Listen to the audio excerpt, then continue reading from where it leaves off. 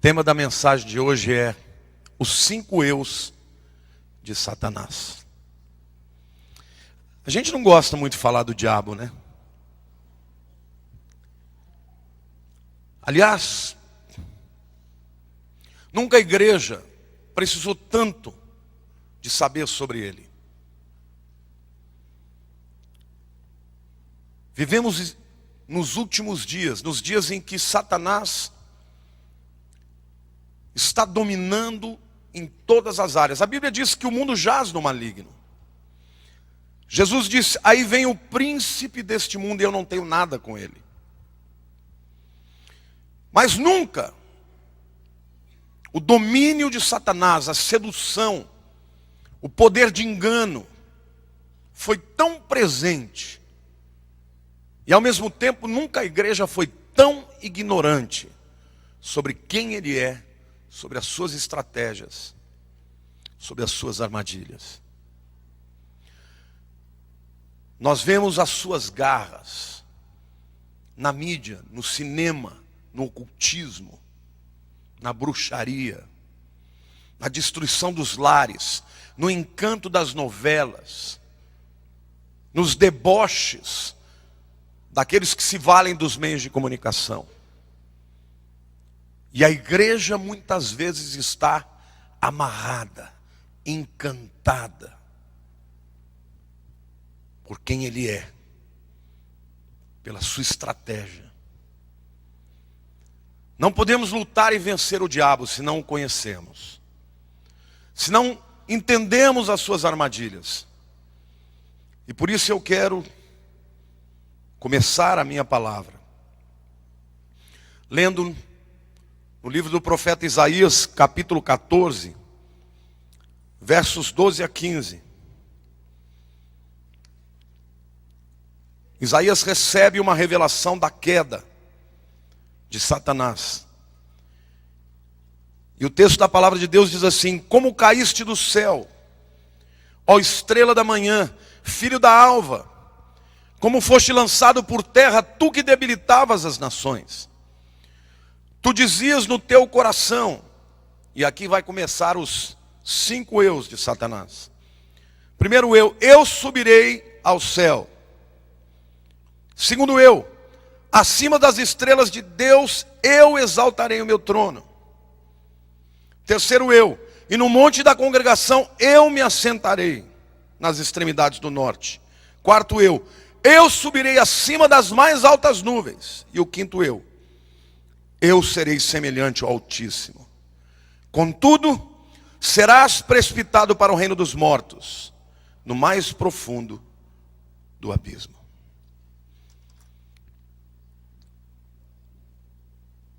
Eu quero começar esta minha palavra, essa minha reflexão, falando sobre Satanás antes da sua queda. O que a Bíblia diz? Quem a Bíblia diz ser ele? E as nossas reflexões continuarão aqui a partir do profeta Ezequiel, capítulo 28, verso 14, que começa dizendo: tu eras querubim da guarda, ungido, e te estabeleci, e permanecias no monte santo de Deus, no brilho das pedras andavas. Quem era Satanás? Diga: querubim da guarda. De todas as ordens dos seres celestiais, dos seres angelicais, os querubins são os mais poderosos, os mais perfeitos. A Bíblia chama de querubim da guarda do quê? Do trono, da glória de Deus. Todas as vezes que os querubins aparecem na Bíblia, eles estão guardando a glória de Deus. A glória de Deus é quem é a essência de Deus. São os seres mais próximos da presença de Deus. No livro de Gênesis, quando o homem peca, e porque ele agora está dominado pela natureza pecaminosa, ele não pode mais permanecer na presença de Deus. Ele é expulso do jardim do Éden. E Deus coloca querubins na porta impedindo o homem de entrar na presença de Deus. Os querubins aparecem também na visão de Isaías, quando ele está adorando, quando ele os vê adorando ao Senhor, cantando santo, santo, santo é o Senhor dos exércitos. Os querubins aparecem no tabernáculo de Moisés, bordados no véu que separava o lugar santo do Santíssimo, guardando a presença de Deus e a glória de Deus. Os querubins aparecem também na tampa da arca da aliança, chamado de propiciatório, ou de assento da misericórdia. O lugar onde a Shekinah de Deus, a glória de Deus, fisicamente descia. E lá estavam os querubins, guardando a glória de Deus. Satanás, portanto, era um ser angelical poderoso, que estava diante da própria glória de Deus. E a palavra de Deus continua dizendo, no verso 15, a palavra de Deus do capítulo 28 de Ezequiel, diz que ele era perfeito. Perfeito eras nos teus caminhos, desde o dia em que foste criado, até que se achou em ti iniquidade. Não havia nele nenhum pecado, nenhuma mancha, nenhuma jaça. Não havia nele nenhuma imperfeição. Ele era perfeito, desde o dia da sua criação, até quando o seu coração deu lugar à iniquidade. A Bíblia diz no versículo 17 que ele era formoso. O verso 17 de Ezequiel 28 diz: elevou-se o teu coração por causa da tua formosura, corrompeste a tua sabedoria por causa do teu resplendor. Lancei-te por terra diante dos reis, te pus, para que te contemplem. O diabo não é feio, queridos. Ele é belo. E por isso é tão sedutor. A sua aparência, os seus argumentos, a sua filosofia, a sua lógica é encantadora. Por isso as massas correm para ele. As pessoas são atraídas pela sua formosura, pelo seu encanto, pelo seu engano, pela sua sedução. E muitos crentes estão seduzidos por ele, acreditando que estão servindo a Deus. Qual é a sua aparência?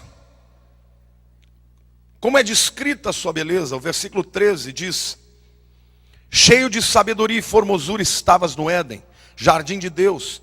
De todas as pedras preciosas te cobrias: o sárdio, o topázio, o diamante, o berílio, o ônix, o jaspe, a safira, o carbúnculo e a esmeralda, e de ouro te fizeram os engastes e ornamentos. No dia em que foste criado foram eles preparados. Os teólogos aqui divergem. Alguns interpretam literalmente, dizendo que de fato, quando o mundo foi criado, os minerais da terra foram criados. Satanás estava presente e ele recebeu porção da glória de Deus ao formar todas as pedras preciosas. Outros dizem que não, que na visão de Ezequiel, Ezequiel viu uma refulgência, o brilho e todas as cores que Deus criou de uma maneira tão extraordinária, que Ezequiel descreve o manto e a cobertura de Lúcifer, com todas as cores destas pedras preciosas. Ele era belo, ele ainda é muito belo. A Bíblia diz que ele era sábio, que a sua sabedoria foi corrompida pela sua beleza. E a Bíblia diz que ele é tratado, é chamado por Deus, no versículo 12 de Isaías, capítulo 14. Como caíste do céu, ó estrela da manhã, filho da alva, como foste lançado por terra, tu que debilitavas as nações. E aqui descreve a estrela, a primeira a brilhar quando a noite vem, e a última a sumir quando o sol nasce. Alguns dizem que, na verdade, a Bíblia está falando do planeta Vênus, que tem brilho de estrela, embora seja um planeta. Mas que Deus usa, se vale dessa figura para dizer que ele foi o primeiro anjo, o primeiro ser de todos os seres a ser criado por Deus, que tinha em si mesmo o brilho mais poderoso, o reflexo maior de todas as criaturas. Portanto, Satanás, queridos, não é um ser qualquer. Você não pode resistir o diabo fazendo jejum, amarrando. Não é assim que você vai vencê-lo. Mas a palavra de Deus nos mostra, primeiro, qual foi o motivo da sua queda. O que de fato fez com que ele saísse de um lugar de destaque e fosse lançado num profundo abismo. Qual foi o pecado que ele cometeu? Foi o pecado da soberba, do orgulho, da arrogância. Mas antes de entrarmos nesse particular, eu quero falar sobre algo muito específico e muito tremendo. Quantos aqui de vocês já ouviram falar que Satanás era o líder da adoração nos céus? Muita gente diz isso, mas não sabe de onde vem. Quando você lê no original o texto de Ezequiel, você percebe que a tradução em português, ela não tem uma parte aqui, um versículo que não está exatamente como o original. Se você ler a versão inglesa da King James, você vai ver que está como original. Diz assim: você estava no Éden, no jardim de Deus, e todas as pedras preciosas eram a sua cobertura. O sárdios, o topázio, o diamante, o berílio, o ônix, o jasper, a safira, a turquesa, a esmeralda com o ouro. E aí diz: o trabalho dos seus tamborins e dos seus tubos foram preparados para você no dia em que você foi criado. Quando fala de tamborins, está falando de todos os instrumentos de percussão. Quando fala de tubos, está falando dos instrumentos de sopro, como as flautas, como os trompetes, os trombones e todos os demais instrumentos de sopro. E lá em Isaías, no capítulo 14, no versículo 11, a Bíblia está falando dele também, diz: está derrubada até o Seol, ou até o inferno na tua pompa, o som dos teus alaúdes. Alaúde é um instrumento de cordas. Na verdade, o que a Bíblia está dizendo, que no dia que Deus fez ao diabo, Deus fez também os instrumentos musicais.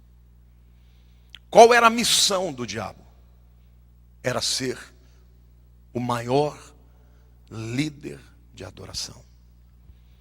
Você já reparou como os adoradores são atacados pelo diabo?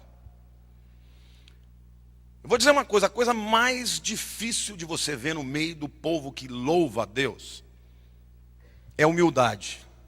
A coisa mais difícil é você ver pessoas que de fato e genuinamente querem dar glória para Deus. Sabe qual é o lugar onde você encontra mais briga de vaidades, de disputas nojentas? É no louvor. Então vocês que são adoradores, saibam que vocês receberam de Deus um chamado maravilhoso, mas não podem lidar com esse chamado sem levar em consideração que há um ser extremamente poderoso que odeia quando alguém adora verdadeiramente a Deus. Então, quando alguém começa a cantar esperando o aplauso dos homens, já está dominado pela soberba de Lúcifer. A adoração é para Deus. Quando você fica magoado, entristecido porque alguém não disse como você é bom, como você toca bem, ou como você prega bem, ou como você canta bem, ou como você faz isso bem, querido, isto já é a obra do inimigo entrando no teu coração para roubar contemplar a glória de Deus. Este é o inimigo a quem enfrentamos. E a Bíblia nos ensina que a soberba foi o instrumento da queda de Satanás. 5 são os eus que levaram o diabo à queda. O primeiro eu, aliás, deixa eu dizer uma coisa para você. Você vê claramente a obra do diabo nos dias de hoje. Quando no casamento, marido e mulher começam a brigar porque estão focando eu. Ao invés de olhar o outro, deixa eu dizer algo para você. Deus não te deu uma esposa para te fazer feliz. Deus não te deu um marido para te fazer feliz. Deus te deu uma esposa e um marido. A esposa, bem claramente falando para os homens, e marido para as mulheres. Para você fazer o outro feliz. O segredo de você viver plenamente e ser completo no casamento é você tirar o eu da frente e colocar o outro na sua frente. O primeiro eu de Satanás, qual foi? Eu subirei aos céus. Ele já estava nos céus. Do que ele está falando? Ele está falando do lugar de Deus. Aqui, claramente, Satanás, ele se cansou, falou, quer saber? Ele estava adorando a Deus e ele estava no meio da glória, e aquilo era tão tremendo, a sua beleza, a sua formosura, que de repente ele tirou os olhos de Deus e colocou os olhos em si mesmo. Ele falou, quer saber? Estou aqui esse tempo todo adorando a Deus, levando todo mundo a adorar a Deus. Olha como eu canto bem, olha como eu canto, como eu toco bem, olha como eu sou maravilhoso. A partir de agora eu quero o lugar que é de Deus. Este foi o primeiro erro de Satanás, que levou a todos os outros. Aliás, eles são concomitantes. Não foram paulatinos, foram imediatos. Mas eu estou aqui de maneira objetiva, separando para que você entenda as áreas em que o pecado de Satanás se apresentou. O segundo eu é, eu exaltarei o meu trono. Diga assim, lugar, fala de posição. Trono, fala de poder e de governo. Ele falou, eu quero ser a autoridade maior nos céus, eu não quero mais ficar dando glória para Deus. Por isso, quando você vê dentro da igreja, dentro da família, disputa de poder, não é o Espírito Santo. E as pessoas se revestem de motivos justos. Olha, eu estou assim porque fulano não tem unção. Olha, eu estou fazendo isso porque ciclano não está na vontade de Deus. E quando as pessoas começam eu, é o diabo atuando na vida delas. Primeiro eu mostra que Satanás desejava o lugar de Deus. O segundo eu revela que ele queria a autoridade de Deus. O terceiro eu me assentarei no monte da congregação, nos ensina que ele queria a adoração de Deus. Ele já estava nos céus, só que ele olhava para os lados e ele via vários seres angelicais no mesmo nível que ele. Ele falou, eu não quero, porque na verdade na sala do trono, ainda que estejam todos na presença de Deus, Deus ainda é o Altíssimo. Ele habita no monte santo da congregação. Mesmo nos céus, na presença dos céus, os anjos e os redimidos vão levantar os olhos para contemplar a glória de Deus. E Satanás falou, eu não quero mais. Eu quero estar sentado no monte. Eu quero ser adorado.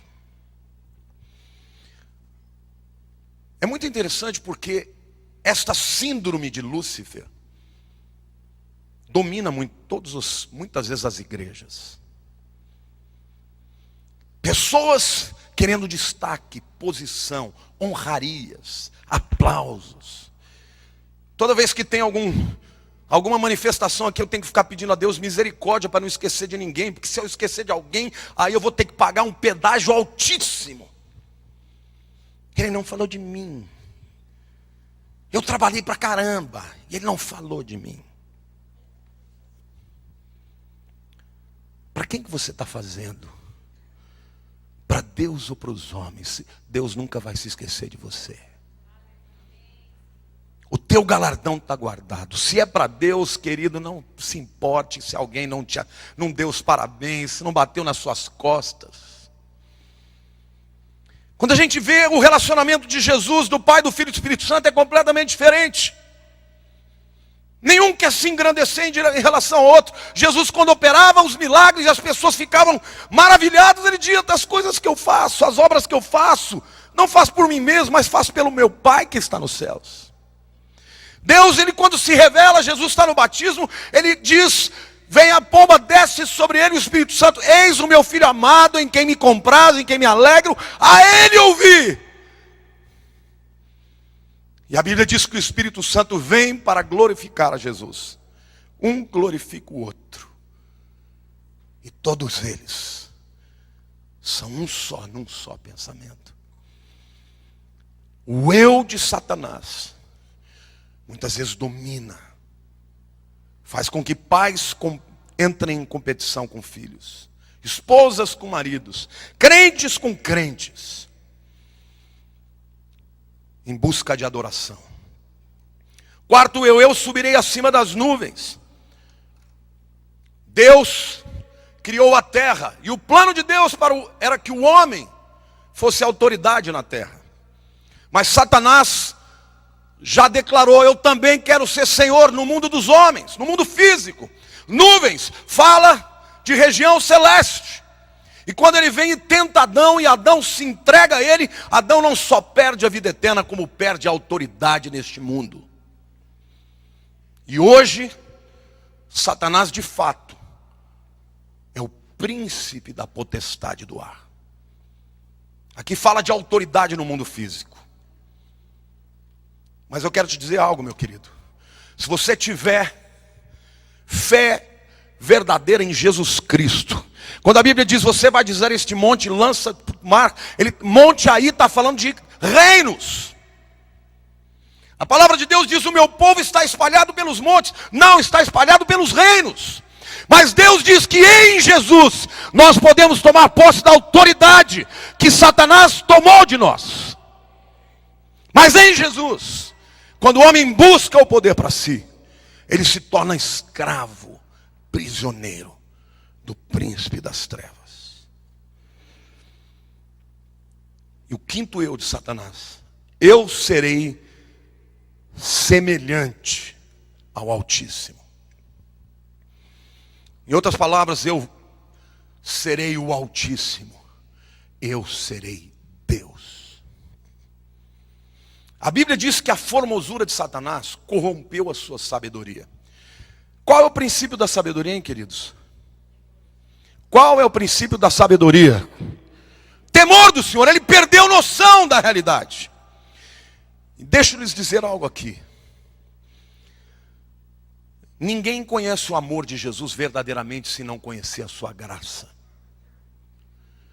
Mas não basta conhecer a graça de Jesus, porque além de ser o Salvador, Ele é o juiz. Não basta conhecê-lo como Cordeiro, tem que saber que Ele é o leão.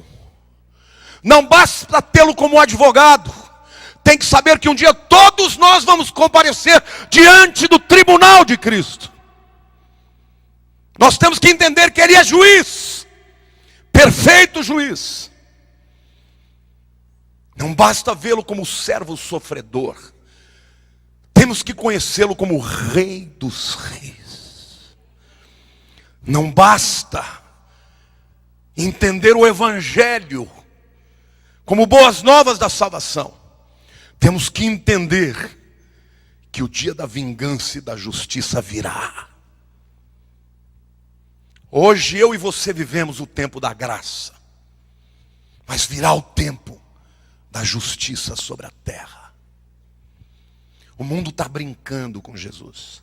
Os ateus, os piadistas. Nos Estados Unidos o motivo de piada que mais existe é Jesus. Falam de Jesus e debocham e dão risada. Eu estremeço. Barack Obama, um falso. Na primeira eleição dele, ele foi diante do Rick Warren. E o Rick Warren fez uma sabatina com ele. Ele disse até sobre o novo nascimento. Na segunda eleição, cheio de si, ele vai e publicamente diz aos americanos: os Estados Unidos da América não são mais uma nação cristã. Porque essa é uma nação de cristãos, de muçulmanos, de ateus, de judeus, de homossexuais, de todo tipo de gente. Porque a soberba subiu no seu coração. Igreja, a trombeta está para soar. Nós temos que entender quais são os estratagemas do diabo, para que nós possamos enfrentá-lo, resisti-lo e vencê-lo até o dia que o Senhor nos convocar.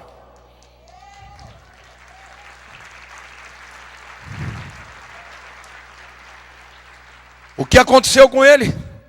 Perdeu tudo. O privilégio da comunhão com Deus, a honra de ser o maior adorador, um destino de honra eterno, de felicidade. E recebeu a vergonha e a maldição eternas, e um lugar no abismo mais profundo. Mas e você e eu? Como é que nós podemos vencê-lo? A Bíblia diz em Apocalipse: eles o venceram pela palavra do seu testemunho e pelo sangue do Cordeiro. A palavra do testemunho é o que está descrito em Filipenses capítulo 2, de 5 a 11. Eu quero que você acompanhe comigo.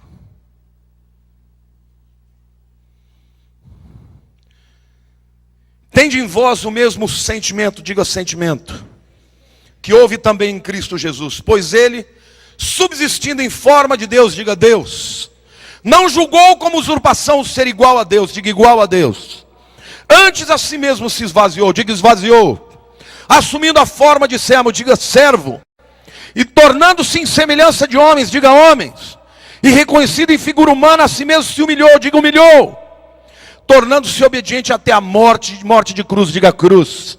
Pelo que também Deus o exaltou sobremaneira, e lhe deu o nome que está acima de todo nome, diante do qual, para que ao nome de Jesus se dobre todo joelho nos céus, na terra e debaixo da terra, e toda língua confesse que Jesus Cristo é Senhor, para a glória de Deus Pai.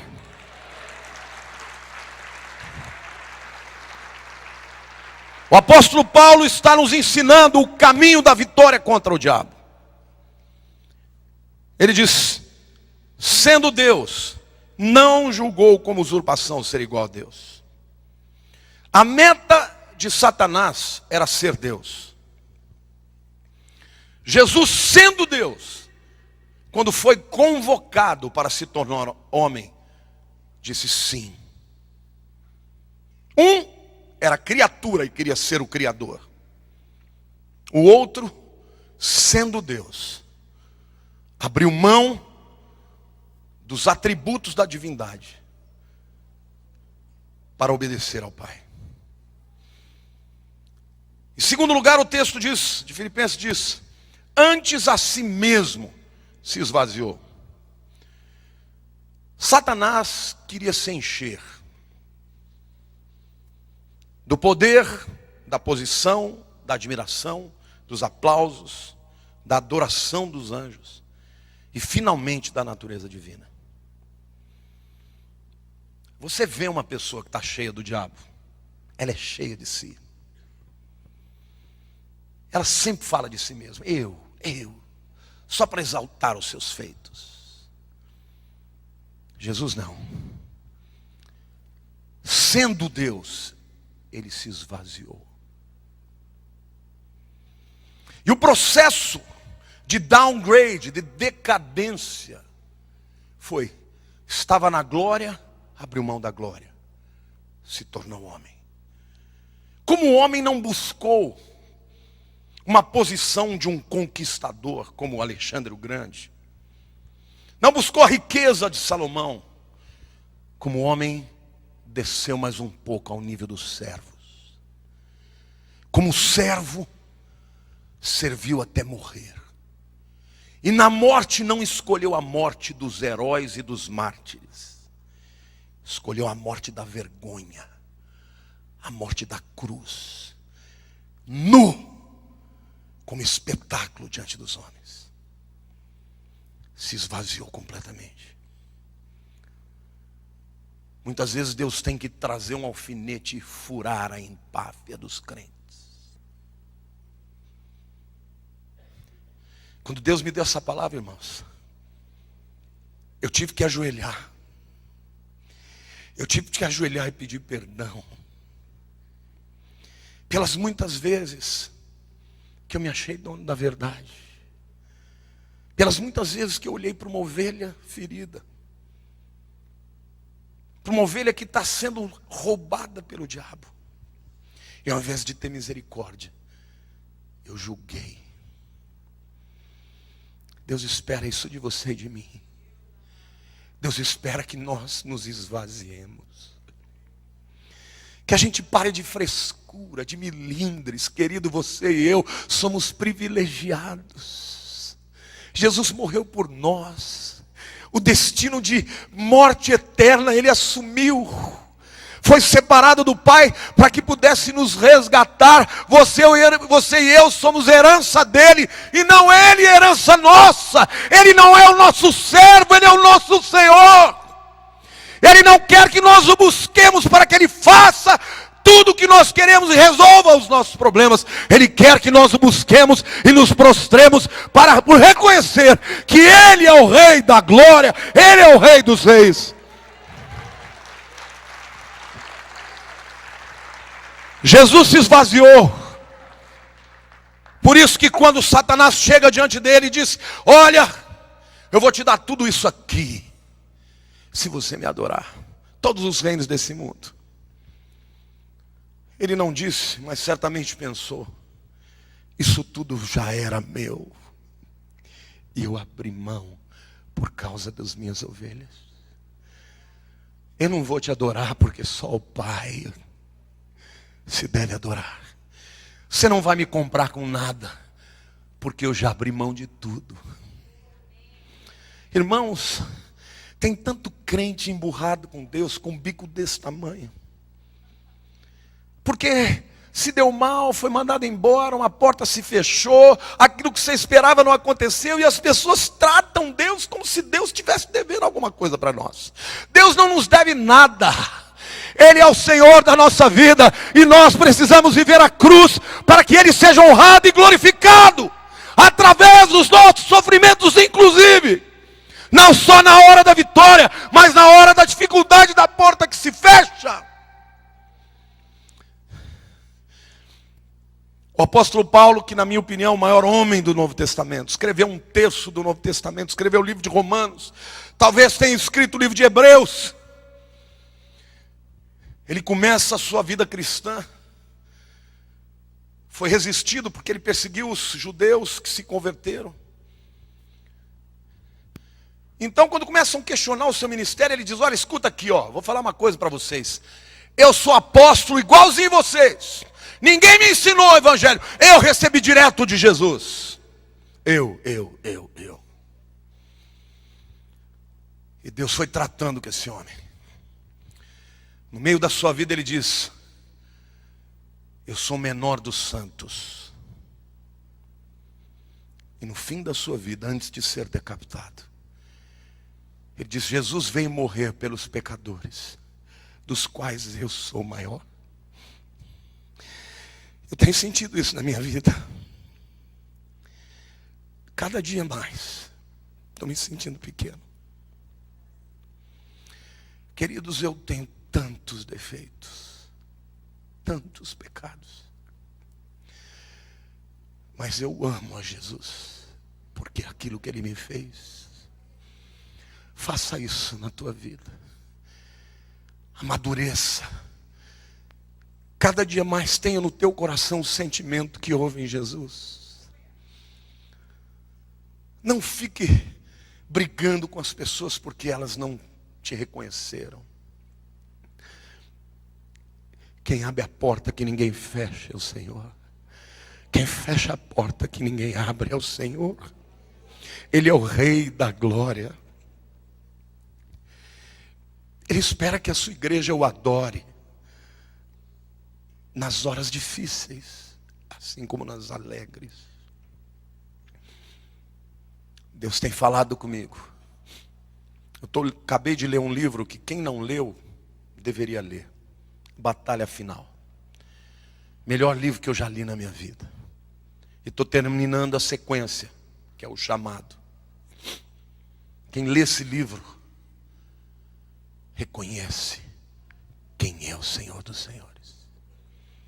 Mas esse Senhor se esvaziou e foi até a morte, e a morte da vergonha. Esse é o antídoto para a obra de Satanás na sua vida. Satanás queria subir até o mais altos céus, queria o trono de Deus, queria o trono nas nuvens, queria ser o Altíssimo. Jesus fez o caminho inverso. Sendo o Altíssimo, desceu à terra. Estando na terra, se tornou servo. Estando como servo, morreu morte. E na morte, morreu a morte da vergonha. Nu. Saiu do trono onde ele era revestido de glória. E se tornou o servo sofredor desnudo. Quais as consequências dos seus atos? Satanás caiu no mais profundo abismo. Jesus foi elevado acima de todo principado e potestade, acima de todo nome. Querido, diante do nome de Jesus, Satanás estremece. E hoje, ele está acima de todo principado e de toda potestade, reinando sobre o universo. Satanás queria uma reputação e perdeu tudo. Jesus não buscou reputação e recebeu um nome acima de todo nome. Escolheu a obediência, a humilhação e recebeu a maior reputação que alguém já teve ou terá. Lá nos céus, quando João vê milhares de anos à frente, quando ele vê a sala do trono e vê todos os seres que lá estão, ele ouve um cântico, que está lá em Apocalipse capítulo 5, versos 11 a 14. Vi e ouvi uma voz de muitos anjos ao redor do trono, dos seres viventes e dos anciãos, cujo número era milhões de milhões. Milhões de milhões é bilhões. Milhares de milhares é milhões. São milhões. Proclamando em grande voz: digno, diga, digno é o Cordeiro que foi morto. Diga todo mundo junto: digno é o Cordeiro que foi morto de receber, lê comigo, o poder, a riqueza, a sabedoria e força e honra e glória e louvor. Aleluia!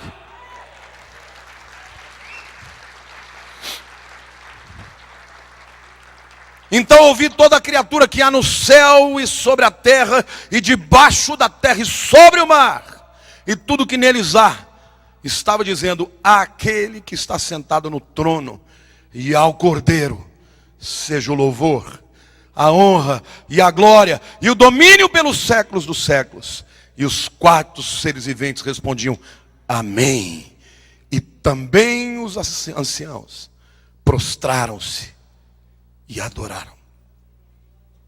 Queridos, a Bíblia diz que no fim todo joelho se dobrará e toda língua confessará que Jesus Cristo é o Senhor. Não é lindo isso? Jesus existia antes da história, no início da história, estará no fim da história, e hoje, no meio da história, Ele segura todas as coisas nas suas mãos. Como é que nós vamos vencer o diabo? Não adianta amarrar, não adianta fazer jejum. Você vence a Satanás pelo testemunho, pela palavra do testemunho. Quando um crente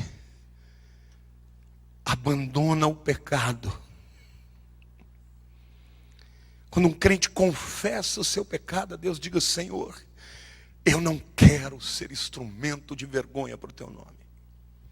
Quando o crente decide que vai andar com Jesus e o seu testemunho vai ser luz,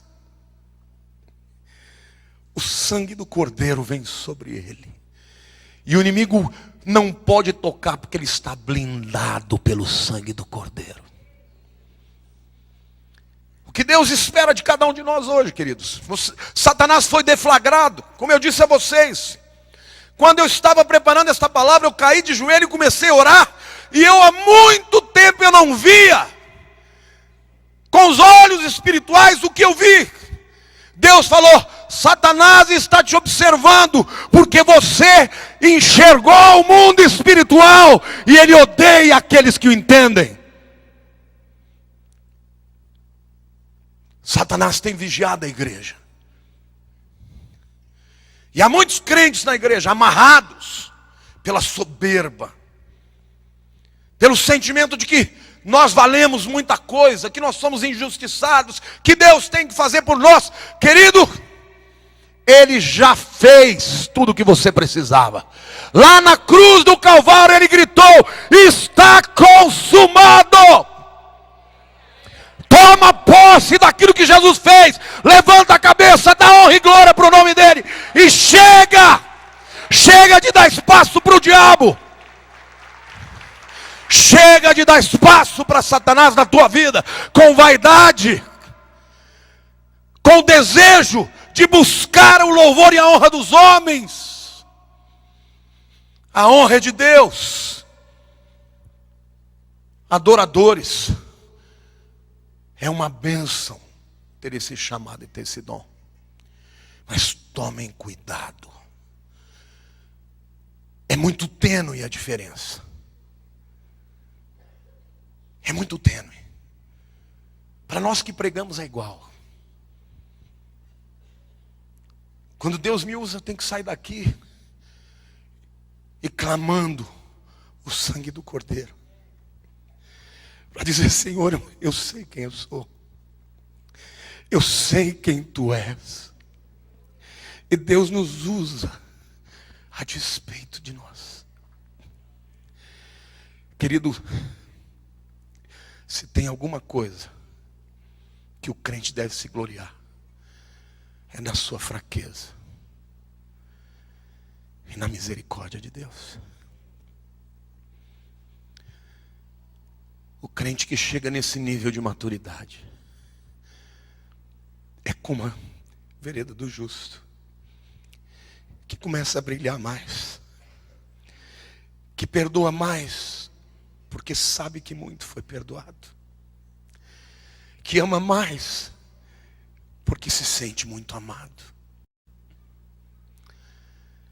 Na luz de Jesus, não tem lugar para rancor, para malícia, para ressentimento. Todos nós somos herança do Salvador. Deus me falou que lá nos céus haverá crentes que nessa vida foram muito simples. Não foram grandes pregadores, nem grandes cantores. Não tiveram muitos dons, mas foram fiéis a Deus. E vão estar muito mais próximos dos grandes pregadores. O Senhor me falou que Lá no céu, os cânticos mais afinados não serão daqueles que receberam o dom de cantar bem. Talvez sejam daqueles desafinados hoje que a gente foge, que não aguenta ficar perto. Mas que lá no céu terão vozes maravilhosas. Talvez os maiores adoradores e proclamadores da glória de Deus sejam gagos, que não conseguem nem declarar o amor por Jesus sem tropeçar nas palavras.